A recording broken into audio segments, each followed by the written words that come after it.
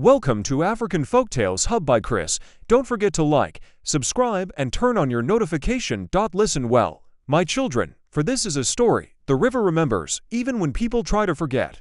In the village of Ikenodo, where the forest bent low and the river Omiaji breathed like a living thing, a child was born on a night of storm. Thunder rolled as if the sky was angry. Rain beat the roofs like drums. When the baby came, he did not cry. He only opened his eyes and stared. The midwives exchanged glances and stepped back. "A child who greets the world in silence is not ordinary," they whispered. The elders said the river must have touched him before birth. His mother, Sua, held him close, begging him to cry, but he did not. His father, Gbagbo, stood apart, his face hard. Outside, the river swelled and climbed its banks, shining under the lightning. Someone said the river was claiming what belonged to it. The baby was named Immel, meaning light, but no one smiled when the name was spoken. Even that night, fear wrapped itself around the boy like a second skin, and the village slept uneasy, knowing something had entered their world. Immel grew, but not like other children. He spoke late, walked slowly, and watched more than he played. When other children laughed, he listened. When they ran, he stood still. People began to notice strange things. Fish became scarce. Nets returned empty. Crops yellowed before harvest. Each loss was followed by whispers. "The river is angry," they said. Some pointed at Immel when they spoke. They called him River's mistake when they thought his mother could not hear. Sua tried to protect him, holding his hand tightly whenever they walked through the village. But fear is stronger than kindness when it spreads. Gbagbo stopped carrying his son on his shoulders. He avoided the boy's eyes. At night, he stared toward the river, as if waiting for it to speak. Immel felt the distance, even if he did not understand it. He slept alone and dreamed of water singing his name. The elders gathered more often, their voices low and serious. Each meeting ended the same way, with eyes turning toward Sua's compound. The river flowed calmly, but everyone knew calm water could still drown a village. Inside his home, Immel learned silence early. Gbagbo's words became sharp like broken shells. "Sit properly," he would snap. "Do not stare like that." When neighbors visited, Gbagbo sent the boy away. Shame lived in the man's chest, heavy and bitter. Sua felt torn in two. She loved her son with the quiet strength of a wounded heart, yet fear pressed on her every day. She washed Immel's clothes at dawn, before others came to the river. She prayed he would one day laugh like other children. But the village watched. Every misfortune became Immel's shadow. When a goat died, someone muttered his name. When rain delayed, eyes turned to his doorway. The boy began to feel smaller, as if the world was squeezing him out. Sometimes he followed the river bank alone. The water felt familiar, gentle, almost welcoming. He would sit on a stone and hum without knowing why. The river answered with soft ripples. Sua saw this once and pulled him away in fear. "Do not go there," she warned. But the river already knew him, and the village was beginning to decide what that knowledge meant. The day Baba Ifalo spoke, the village gathered under the old Iroko tree. He was the priest, wrapped in white cloth, his eyes sharp and knowing. Silence fell as he raised his staff. "Omiaji is displeased," he declared. "The river has given signs." People leaned forward, hungry for answers. He spoke of balance, of old laws, of offerings forgotten. Then his voice dropped. "What comes from the river must return to it." A murmur spread like fire. Some gasped. Others nodded slowly. Sua's heart pounded as she understood. Gbagbo did not look at her. Baba Ifalo continued, saying the river demanded what it had touched. If the village obeyed, blessings would return. Fish would fill nets again. Rain would come on time. Fear wrapped itself around reason. No one asked if the child had chosen this fate. The elders spoke of tradition and survival. When Sua tried to speak, her voice failed her. Immel sat quietly beside her, unaware that his life was being weighed like grain. The river flowed nearby, calm and patient, as if listening. That night, Sua begged. She held Gbagbo's hands, her tears wetting his palms. "He is our son," she whispered. "He has done nothing wrong." Gbagbo pulled away. "The village will starve," he said. "The river will not stop." Fear had eaten his love, leaving only duty behind. Outside, drums sounded softly, a signal of agreement. The elders had decided.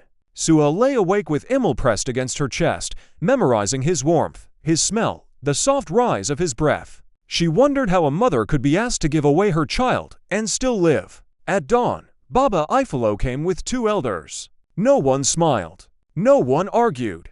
Immel was dressed in clean cloth. He did not cry as they walked. He only looked at his mother with calm eyes that seemed too old for his face. The path to the river felt endless. Birds were silent. Even the wind paused. When they reached the stone by Omiyaji, Sua's legs shook. She knew this place. She had washed clothes here for years. Now it waited for her child. Sua knelt by the water, clutching Immel. Her hands trembled so badly she could barely breathe. Bagbo stood behind her, stiff and silent. Baba Ifalo chanted softly, words older than memory. The river began to rise, slow and smooth, touching the stone. "It is time," the priest said. Sua kissed Immel's forehead, her tears falling onto his cheeks. "Forgive me," she whispered. The boy touched her face gently, as if comforting her. Then, with a cry torn from her chest, Sua placed him on the stone and stumbled back. Gbagbo turned away. The water climbed higher, wrapping around the boy's feet, then his knees. Immel did not scream. He did not struggle. He only watched as the river lifted him. In moments, the water closed over the stone. Silence followed. No splash, no ripple. Just the sound of the river breathing again. Sua collapsed, screaming his name, but hands pulled her away. The village returned home with heavy hearts and hopeful fear. Behind them, Omiyaji flowed on, carrying what it had taken into its depths. The next morning, fish filled the nets. Rain fell gently on dry soil. The village sighed in relief. Baba Ifalo smiled more often. People said the river had accepted the offering. Immel's name was no longer spoken. Sua moved like a shadow through her days. At night, she dreamed of water voices calling softly. She would wake with tears on her face and the sound of singing in her ears. Gbagbo avoided her grief. He threw himself into work, pretending the river had healed everything. But guilt has a way of growing roots. 5 years passed. Children who once feared Immel forgot him. New children were born. The story became a warning told in low voices. Yet the river did not forget. Sometimes, fishermen swore they saw a small figure standing on the water at dawn. When they blinked, it was gone. Wells began to taste faintly of salt. Dogs refused to drink from the river. Sua felt at first a pull in her chest, as if something was returning. She stood by the river one morning and whispered her son's name. The water rippled in reply. One misty dawn. A shout echoed along the bank. A fisherman dropped his net and ran, screaming. People gathered, pointing. There, where the river met the land, stood a boy. He looked no older than the day he was taken. His clothes were dry, yet water dripped from his feet. He stepped onto the sand without sinking. "Immel," someone whispered. The name fell like a stone. Sua pushed through the crowd, her heart breaking and healing at once. She saw his face and cried out. It was her son. Yet something was wrong. His eyes were deep and still, like the river at night. He walked toward the village, slow and calm. No one stopped him. Fear held them still. When Sua reached him and wrapped her arms around his body, cold met her skin. He did not hug her back. He did not blink. "Mother," he said, his voice smooth and distant. Joy and terror mixed in her chest. The village watched, unsure whether to celebrate or run. The river behind him rippled softly, as if laughing. Immel stayed. He slept without breathing deeply. He ate little. At night, water pooled beneath his bed. Animals avoided him. Chickens refused to cross his path. Children fell sick after touching his hand. Wells grew salty. The elders argued in whispers. Baba Ifalo's face grew pale. He knew the truth, but feared to speak it. One night, Sua dreamed clearly. She stood under the river, breathing easily. Voices surrounded her, many and one. "A child given in fear is not a gift," they said. "It is theft." She woke screaming. The next day, Immel spoke fully. He said the mermaids had kept his body but filled it with the river's will. He was not sent back as a son, but as balance. Those who chose fear would pay. The village trembled. Gbagbo fell ill first. He was dragged screaming into the river by unseen hands. Baba Ifalo drowned in shallow water, his power gone. At last, the river asked its final price. Sua walked Imel back to Omiyaji, holding his cold hand. This time, she did not run. She stayed until the water closed and the river became calm once more. Years later, the village still stands. Children play by the river, but they are warned. Elders tell this story slowly, carefully. Never give what you are meant to protect, they say. The river listens, flowing quietly, waiting. After the river took Imel the second time, a strange calm settled over Ikenoto. The air felt lighter, yet heavier in the heart. People spoke softly, as if loud voices might wake something sleeping beneath the water. Sua lived on, but she was no longer the woman she had been. She walked slowly, her eyes deep and thoughtful, like someone who had looked beyond this world and returned alone. Each morning she greeted the river, not with fear, but with respect. The elders noticed that fish returned again, not in sudden floods, but steadily, as if the river was teaching patience. Crops grew, though no one celebrated too loudly. At night, Sua sometimes heard singing, gentle and far away. She did not cry anymore. She understood that love did not always mean keeping. The village children were warned never to mock the river or speak lightly of sacrifice. Even Gbagbo's name was spoken with care, a reminder of pride's cost. The river flowed clear, reflecting the sky like an unbroken mirror. Those who listened closely said they could hear a lesson moving with the current. Steady and endless, shaping the land, and the people who lived beside it. As seasons passed, new children were born who never knew Imel. Yet they felt his story like a shadow behind them.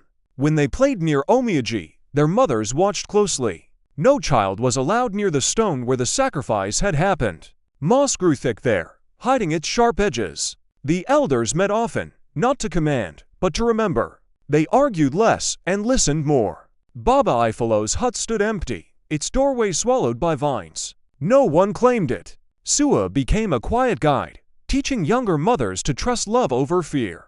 She never spoke of the river mermaids directly, yet everyone knew she had heard their voices. Sometimes, travelers passed through and asked why the village treated the river like a living elder. The people would only say, "It has taken and returned what it wished." At dusk, the water often glowed softly, reflecting the sky in colors too deep for words. Some nights, a figure seemed to stand just beneath the surface, watching.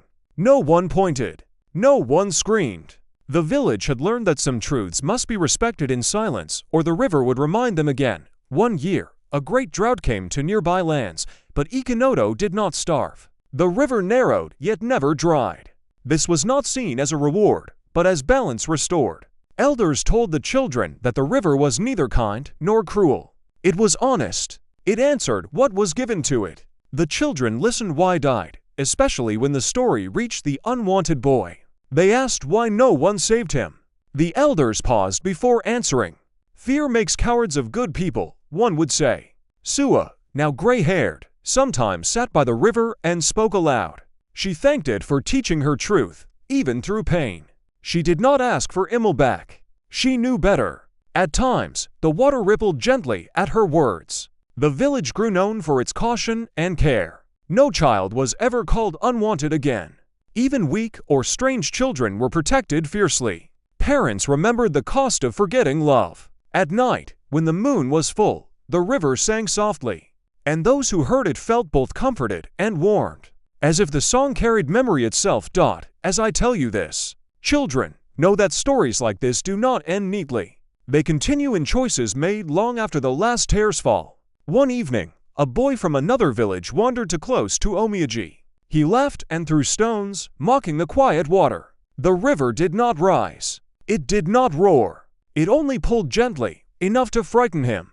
He ran screaming, and his parents later came to thank the elders for the warning carved into fear. The river did not need sacrifices anymore. It needed respect. Sua passed away peacefully not long after, her face calm. She was buried facing the river. On the day of her burial, the water was still, smooth as glass. Some said they saw two shadows beneath it, standing side by side.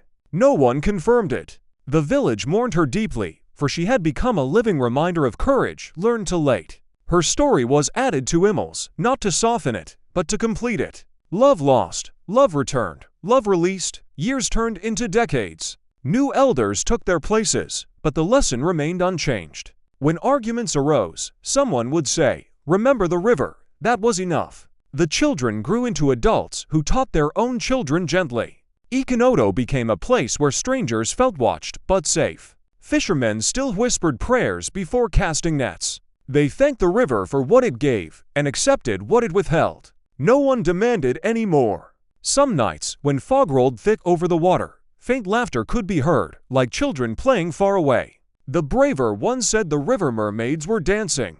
Others said it was only water and wind. Both answers were allowed. That was the difference now. Truth did not need to be forced. The river had taught them patience. And so the story lived, not as fear alone, but as wisdom earned at a terrible price. You may wonder, children, why the river returned Immel at all if it meant to take him again. The elders say it was so the village could see what it had done. Pain unseen teaches nothing. Pain faced changes hearts. The returned Immel was not cruelty. He was a mirror. Those who could not bear their reflection were taken by it. Those who could learn it.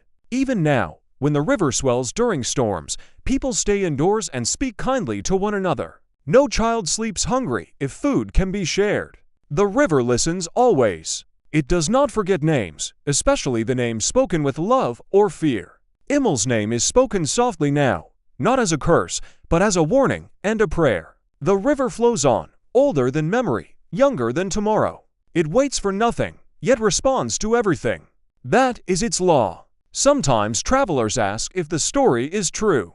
The elders smile and ask them to drink from the river. The water tastes clean, with the faintest hint of salt. Truth leaves a flavor, they say. No one laughs after that. The riverbank stone is now fully covered by moss and flowers. Children are told not to disturb it. They obey, not out of fear, but respect. The river has become teacher, judge, and witness.